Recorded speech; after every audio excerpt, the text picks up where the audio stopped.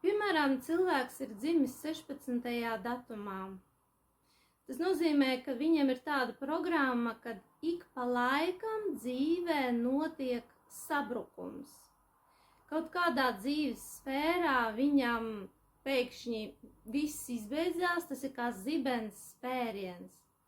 Un viņam ir jāsāk pilnīgi no nulles, jāmeklē, piemēram, jauns darbs, jāmeklē jauna dzīves vieta. Kaut kādā sfērā ir šāda programmas ietekme. Man, piemēram, arī ir šāda 16. programma manā matricā vairākās dzīves sfērās.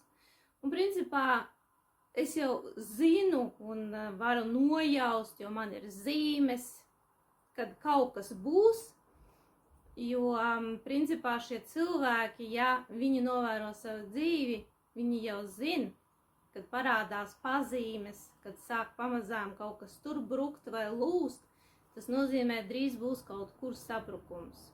Un, ja jūs protat nolasīt to, kas jūsu dzīvē